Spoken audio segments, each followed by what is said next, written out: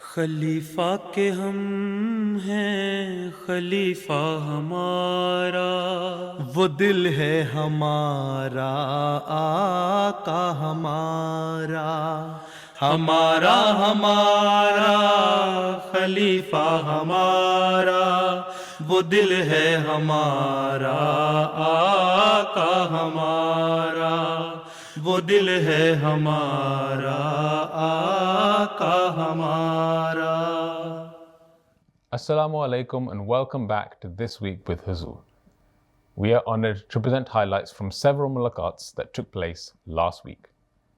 Beloved Huzur Aidullah Ta'ala bin Nasrihil Aziz graciously granted an audience to Mr. Seya Andau, a governor from Senegal, along with a delegation from Denmark and the National Ansar Amla from Holland.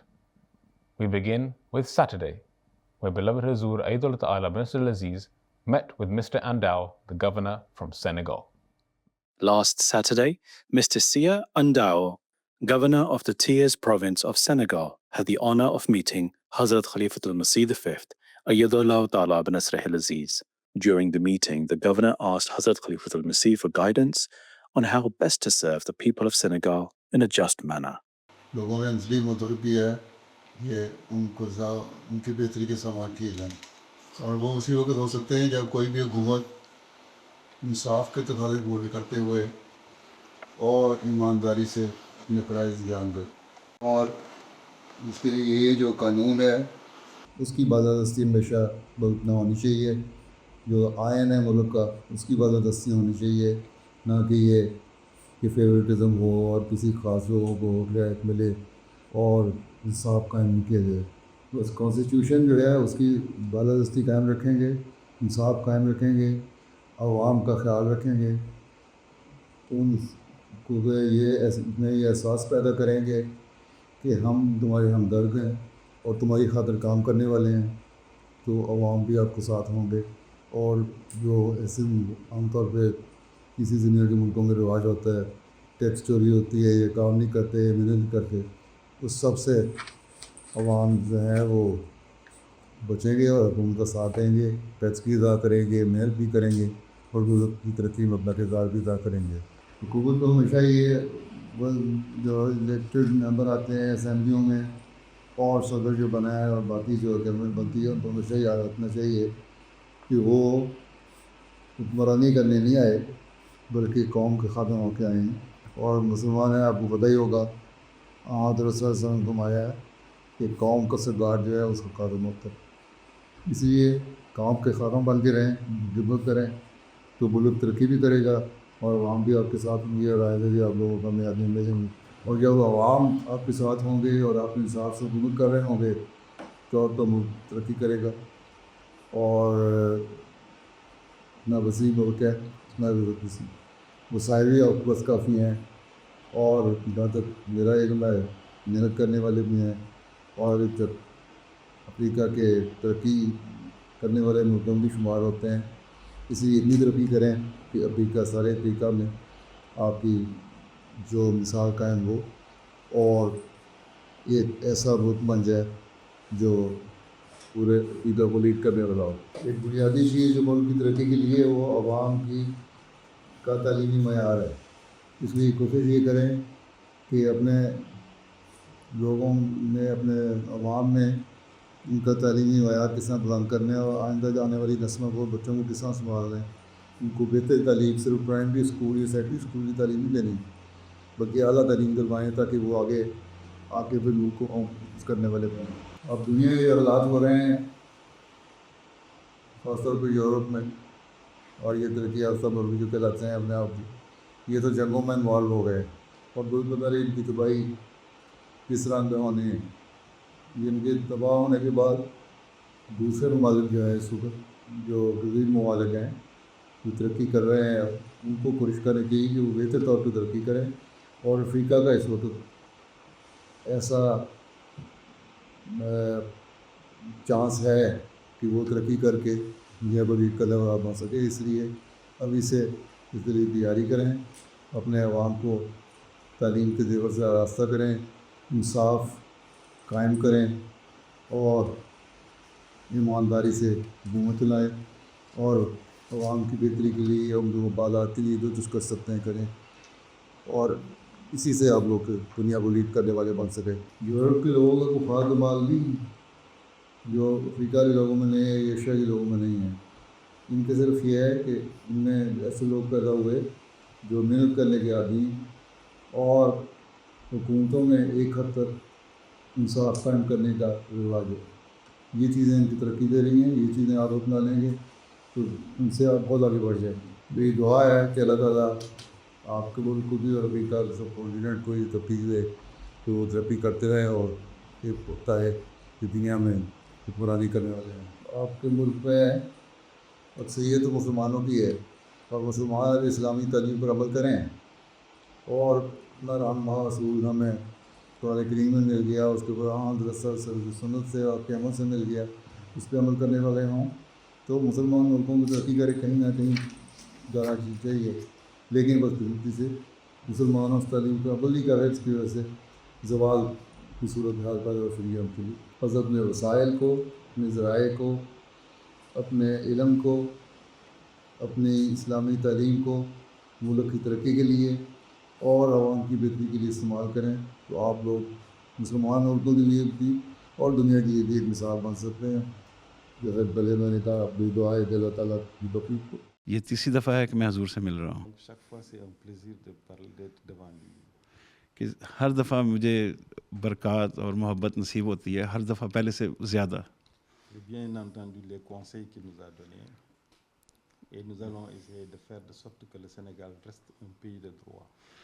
میں نے حضور کے نصائح سنے ہیں اور میں یہ چاہتا ہوں کہ ہمارا ملک جو ہے وہ ایک آئین کی حکمرانی والا ملک بنے۔ حضور وہ کہتا ہے کہ میں چاہتا ہوں کہ ہمارا ملک، چونکہ اب میں اس میں بھی ہوں، حکومت میں بھی، ہمارا ملک ہو جو ہر بندے کا استقبال کرنے والا ہو، ہر بندے کو کھلے دل سے قبول کرنے والا ہو۔ یہی ہے وہاں آزادی اظہار اور آزادی مذہب، یہ جو ہے یہ بنیادی حق ہے انسان کا، یہ ملنا چاہیے۔ اور قرآن شریف بھی اللہ نے فرمایا کہ دین میں کوئی جبر نہیں ہے، اس لیے اس بات کو رکھیں کہ ہر مذہبی طور پہ بھی ہر ایک کو آزادی دیں اور اظہار کی بھی ہر ایک کو آزادی دیں، تو عوام میں کسی بے سکونی کے دے رکھتے اور پھر وہ حقوق کا ساتھ دینے والے رکھتے ہیں۔ جتنا صحیح آزادی ملتی رہے گی آپ کی حقوق بھی لمبا چلتی رہے گی اور وہ ترقی بھی کرتا ہے۔ مذہبی چیزیں پسند ہر جگہ موجود ہیں، گیموں بھی موجود ہوں گے، اس کو روکنے کی کوشش کریں۔ اور اگر عوام کی معاشی حالت اچھی ہے تو جتنے یہ تحریکیں شروع ہوئی ہیں بoko haram اور القاعدہ اور جو burkina faso اور مالی ورم ہیں، جو ہے وہ اس طرف نہیں آئیں گی جب تک کہ عوام میں معاشی بہتری رہے گی اور عوام کا اعتماد حکومت پہ رہے گا۔ یہ لوگ فائدہ اسی کو اٹھاتے ہیں، یہ دہشت گرد تنظیمیں جتنی ہیں، جب عوام کا اعتماد ختم ہو جاتا ہے حکومت پہ۔ اس لیے اگر حکومت عوام کے لیے کام کرے، عوام کی حکومت عوام کی خاطر عوام کے لیے اصول پہ چلیں تو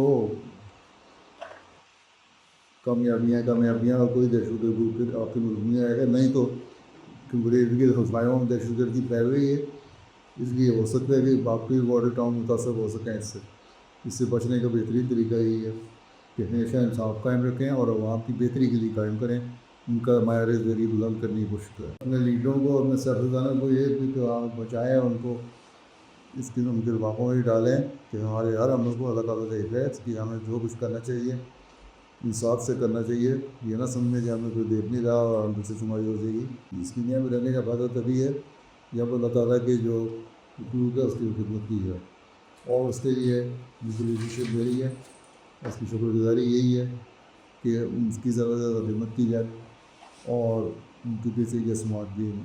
ٹھیک ہے، اللہ حافظ۔ On Saturday, a delegation of Khuddam, Atfal and Ansar from Denmark also had the blessing of having a mulaqat with Hazrat Amir al-Mu'mineen.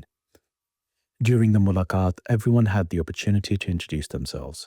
Hazrat Amir al-Mu'mineen guided the delegation to strive to increase their tabligh efforts. وہاں کوئی مسلمان ہی نہیں ہوتا تھا Denmark میں جب ہمارا mission کھلا ہے وہاں، اور اور احمدی تھے صرف زیادہ. ایک غیر احمدی فوت ہو گیا تھا, اس کا جنازہ پڑھنے کے لیے مسلمانوں کو نہیں, تو انہوں نے احمدیوں سے کا جنازہ پڑھ دو, تو خلیفہ ثالث سے انہوں نے اجازت لی تھی. تو پھر اس پرانے زمانے میں لوگ کچھ بیعت بوتیں کرا لیتے تھے, تبلیغ کرتے تھے, اور لوگ بھی کوشش کریں ہیں جماعت بڑھائیں. مخالفت وہاں ہوتی جا رہی ہے اسی طرح, اور اس مخالفت میں تو آپ لوگوں کو چاہیے تھا ایک بن کے, ایک دوسرے کا سہارا بن کے, تبلیغ کر کے تعداد بڑھائیں احمدیت کی. اس کے بجائے وہاں اپنے اپنے مسائل میں سارے ڈوبے ہوئے ہیں, تو پلاننگ کریں جا کے. The attendees also had the opportunity to ask questions to Hazrat Amir al-Mu'mineen on a range of contemporary issues affecting the youth and the world at large. What you Hazur mentioned yesterday during the Khutbah Jummah and Israel's intention to affect the Muslim countries, how rapidly will this situation escalate in the Middle East? It is already escalating. Within 2 years, you see, Israel has attacked Lebanon. He has attacked even Syrian territory, some of the area, Jordan. Now he has launched a full-fledged attack on Iran. So until and unless you unite together, all Muslim countries unite together and make concerted effort. At least they show their strength. They just to give a statement that no, what Israel is doing is not good by Saudi prince or king, or by Jordanian president, or Qatari Amir, or some other Muslim countries' presidents or prime ministers. It is not enough. So you have to be honest for your own self, for your country, for your faith. Right? آپ کے پاس ماشاءاللہ اتنا knowledge آپ نے کیسے حاصل کیا؟ میرے پاس کوئی نالج نہیں ہے. من کہتا ہے بس یوں ہی اخبار پڑھ کے بتا دیتا ہوں تمہیں خبریں, otherwise I don't have any knowledge. میرے پاس چھوٹا موٹا ہے. تم بھی پڑھو, تم بھی آ جائے گا تمہیں بھی. ٹھیک ہے, ٹھیک ہے. السلام علیکم. بس چلو پھر, اللہ حافظ ہو. السلام علیکم. بیٹھو. On Sunday, the National Amla of Majlis Ansarullah of Holland and Zuama of Majalis had the blessing of having a mulaqat with Hazrat Amir al-Mu'mineen. During the mulaqat, all attendees had the opportunity to introduce themselves and their respective roles and seek Hazrat Amir al-Mu'mineen's guidance. The attendees also had the opportunity to ask questions relating to their responsibilities. کچھ انصار ایسے ہیں جو تجنید میں تو شامل ہیں مگر بجٹ میں صفر ہیں. ان میں نا تعاون کرنے والے انصار اور ایسے انصار جو رابطے میں نہیں رہنا چاہتے شامل ہیں. ان میں ایسے انصار بھی شامل ہیں جو اسائلم کیمپ میں رہتے ہیں جن کی انکم نہیں ہے. ان انصار کے بارے میں حضور سے رہنمائی کی درخواست ہے. آپ کی تجنید میں شامل ہیں. جی جو شخص اپنے آپ کو احمدی کہتا ہے وہ آپ کی تجنید میں شامل ہوگا. جی. اور مجلس انصار اللہ اس لیے بنی ہے, ان کی تربیت کریں, ان کو بتائیں کہ کیا اہمیت ہے مالی قربانی کی. اگر ان کی آمد ہے تو وہ چندہ دیں, اگر آمد نہیں ہے تو رخصت لے لیں, بتا دیں ہماری آمد نہیں ہے, یا اتنی تھوڑی آمد ہے کہ ہم اپنا گزارا نہیں ہوتا, ہم چندہ نہیں دے سکتے. تو بہرحال تجنید میں شامل رہیں گے, وہ آپ کے ناصر ہیں. ہاں وہ عہدیدار نہیں بن سکتے کیونکہ وہ چندہ نہیں دیتے. ٹھیک ہے. تو باقی تربیت کریں. تربیت کرنا اس لیے تو دہلی تنظیمیں بنائی گئی تھیں کہ تربیت کر کے ساروں کو ایک ان کے معیار بلند کریں, روحانی, علمی اور اخلاقی. تو اس لیے تنظیمیں قائم ہیں. اور یہ تو نہیں کہ ہم نے فلاں شامل نہیں ہوتا تو ہم اس کو نکالتے جاؤ, اس میں چلو تم جاؤ, تو ہم کو ڈکٹیٹر تو نہیں بنے ہوئے یہاں. تربیت کرنی ہے, تربیت کر کے شامل کریں, قریب لائیں, پیار سے قریب لائیں, ان کو احساس دلائیں. اگر ان کی کوئی ضروریات ہیں اگر آپ کو پوری کرنی پڑتی ہیں اور واقعی اتنی غربت کی حالت ہے کہ چندہ بھی نہیں دے سکتے اور کھانا بھی نہیں کھا سکتے, پھر وہ روٹی کھلائیں. آپ کا کام ہے. اظہار کا کام کیا ہے. ٹھیک. تو اور دوسری بات یہ ہے, اسائلم کیمپ میں جو رہتے ہیں ان کو کہیں کہ کم از کم عام طور پہ اگر ان سے کہا جائے انتظامیہ سے تو جمعے والے دن وہ رخصت دے دیتے ہیں کہ گھنٹے 2 گھنٹے کے لیے چلے جاؤ اور جو تمہارا سینٹر ہے وہاں جا کے جمعہ پڑھ لو. تو وہ ان کو کم از کم اتنی تربیت ہو, اتنا اٹیچ کرے اپنے ساتھ کہ وہ جمعہ پڑھنے آئیں. جمعہ پڑھنے آئیں گے تو ایسا تعلق پیدا ہوتا چلا جائے گا. تو ان کی انکم کم ہے، پہلے بتا دیا میں نے، چندہ جو نہیں دے سکتے وہ پھر رخصت لے لیں.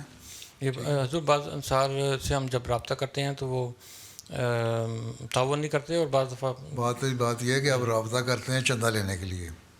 جی جی ٹھیک ہے، آپ رابطہ کرتے، کبھی آپ نے رابطہ کیا ہے کہ آپ کا حال پوچھنے آئے ہیں ہم.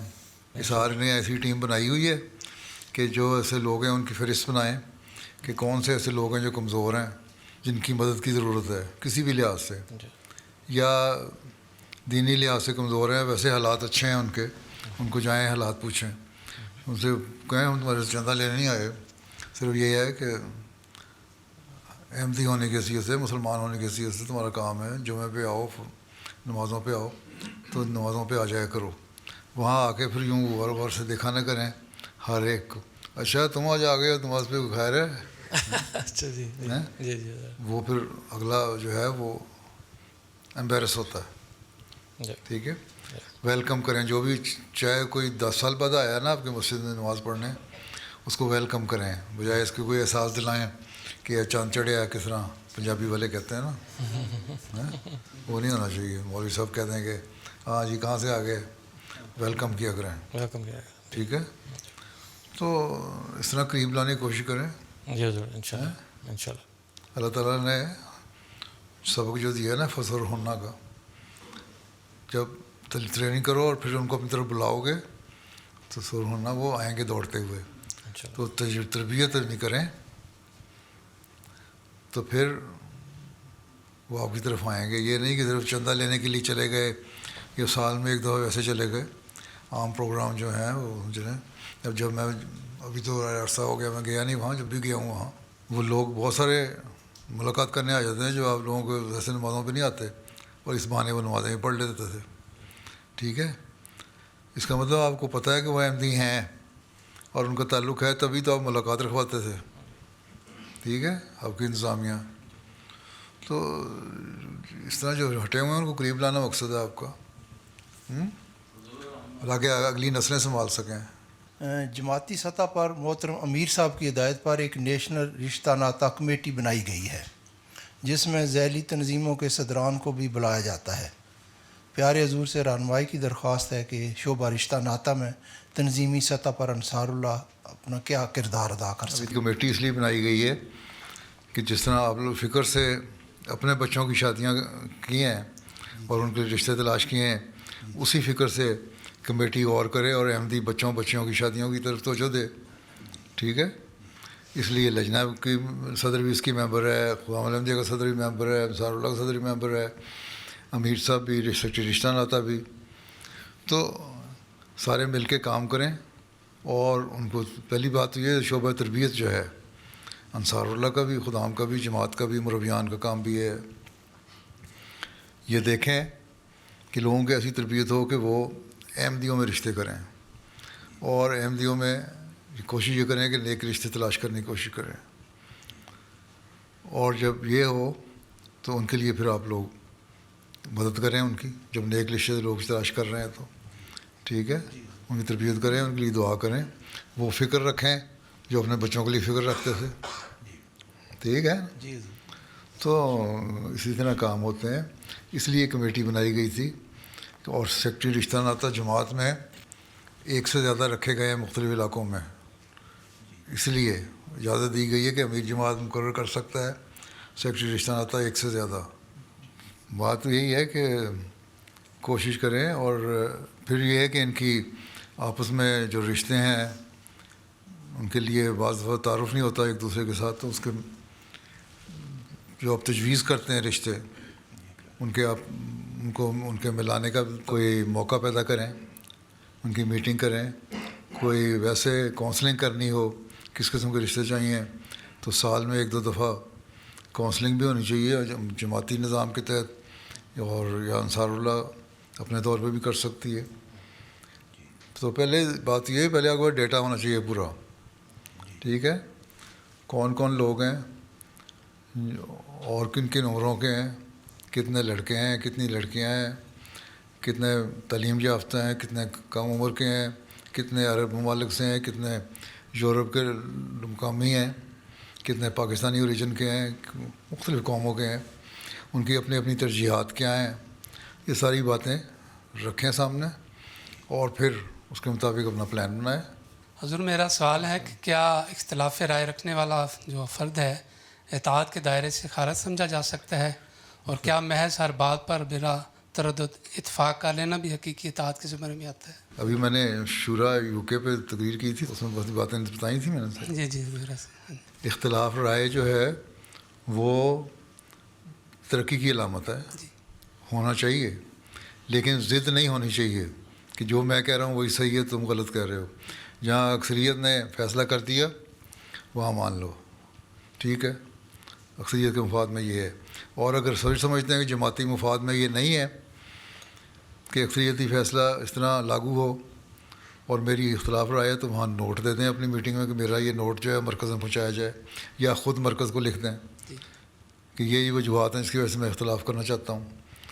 یہ کوئی نہ منافقت ہے نہ بغاوت ہے. یہ رائے اگر کوئی رکھتا ہے اور سمجھتا ہے ایمانداری سے کہ میری رائے میں جماعتی مفاد زیادہ ہے, تو اس کو بیان کرنا چاہیے. The questioner mentioned that when a decision is being made and they have a chance to express their opinion, then some people do not take the opportunity to voice their view, whereas after the decision is made, they say that it should have been done differently. یہ تو منافقت ہے نا. پھر جو اگر رائے رکھتا ہے کوئی تو ایمانداری کا تقاضا یہ ہے کہ کھل کے رائے دے اپنی, ٹھیک ہے. اور جو سننے والی جو انتظامیہ ہے ان کا بھی کام ہے کہ وہ اختلاف جو رائے ہے اس کو سنیں, تحمل سے, برداشت سے, وسعت حوصلہ دکھائیں. میرے جو شورا کا جو خطاب ہے وہ سن لیں, اس کے بعد کی باتیں میں سن لیں, ٹھیک ہے. کئی دفعہ میں کہہ چکا ہوں, عہدیداروں کو بھی کہہ چکا ہوں, واقعوں کو بھی کہہ چکا ہوں. سوال یہ ہے کہ اختلاف رائے میں کوئی حرج نہیں ہے, لیکن اس پہ ضد کرنا کہ میں ہی ٹھیک ہوں یہ غلط ہے. اگر آپ کو یہ اتنا ہی ضد ہے تو پھر مرکز کو لکھیں, پھر مرکز جو فیصلہ کرے, یا خلیفہ وقت کو لکھے وہ فیصلہ کرے جو بھی. جزاک اللہ. حضور نوجوان انصار کے لیے مجلس انصار اللہ میں مکمل طور پر انصار اللہ کا حصہ بننے کا بہترین طریقہ کیا ہے؟ پیارے حضور اس پہ رہنمائی فرمائیں.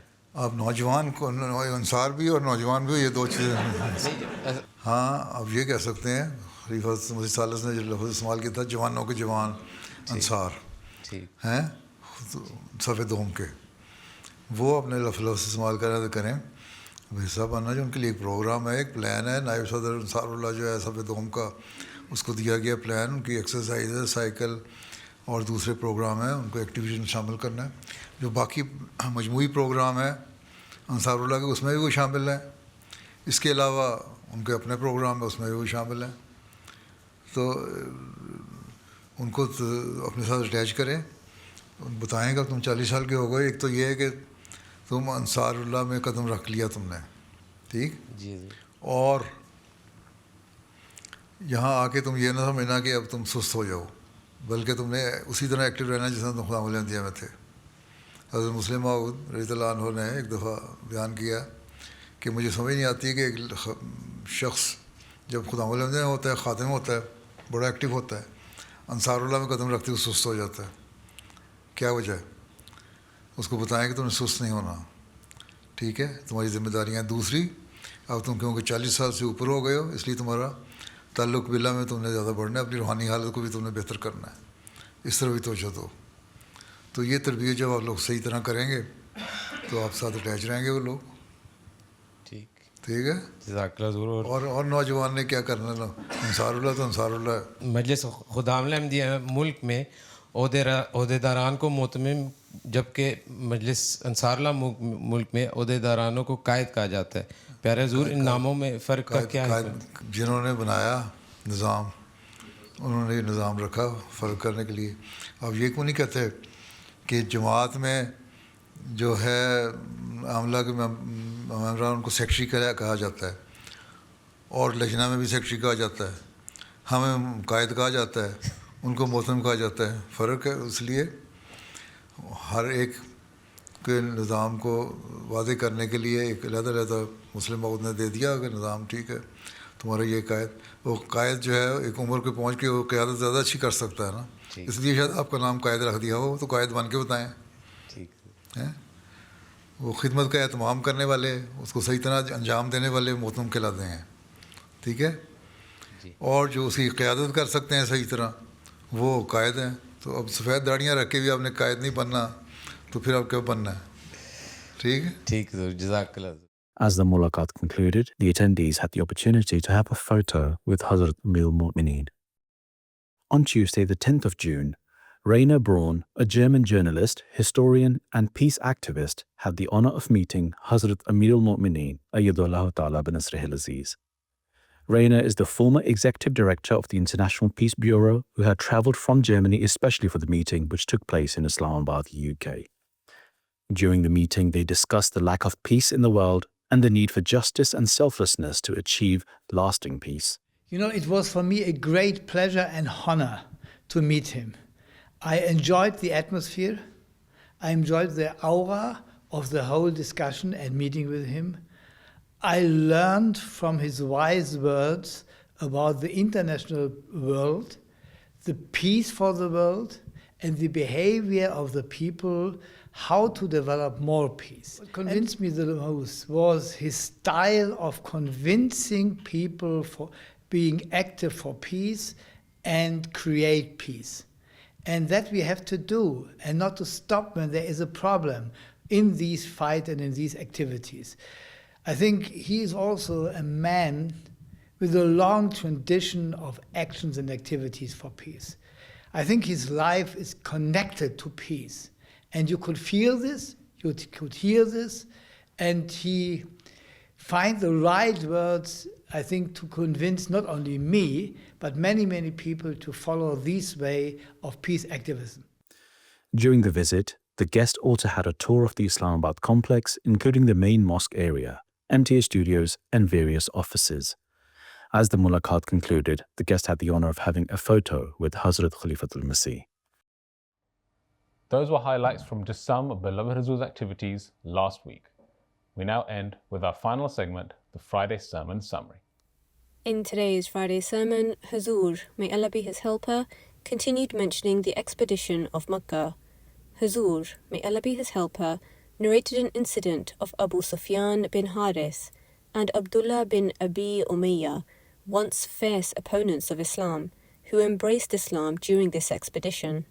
حضرت صلی اللہ علیہ وسلم کے چچا زاد بھائی اور رضائی بھائی ابو سفیان بن حارث یہ اپنے بیٹے جعفر اور عبداللہ بن ابی امیہ بن مغیرہ کے ساتھ مکے سے نکلے اور حضرت صلی اللہ علیہ وسلم کو مکے اور مدینہ کے درمیان ثنیۃ العقاب نامی مقام پر ملے.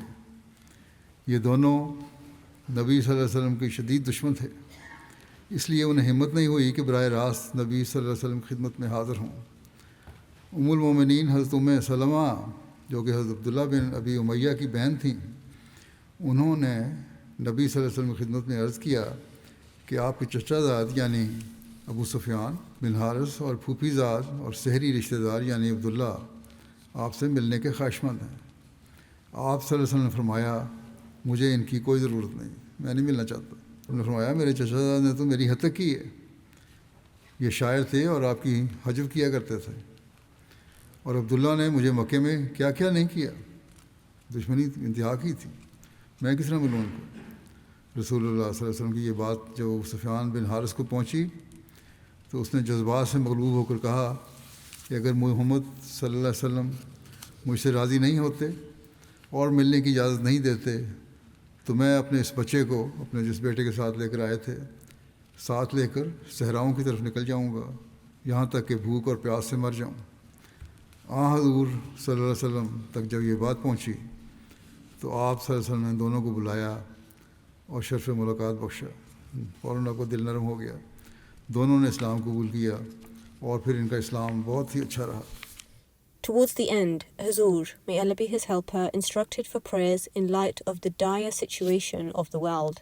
دعاؤں کی طرف توجہ دیتے رہیں, اللہ تعالیٰ دنیا کو فسادوں سے بچائے اور کبھی اوپر نیچے جو صورتحال ہو رہی ہے اللہ تعالیٰ بہتر کرے کہ یہ بہتری کی طرف چلی جائے, مزید تباہی کی طرف نہ جائے.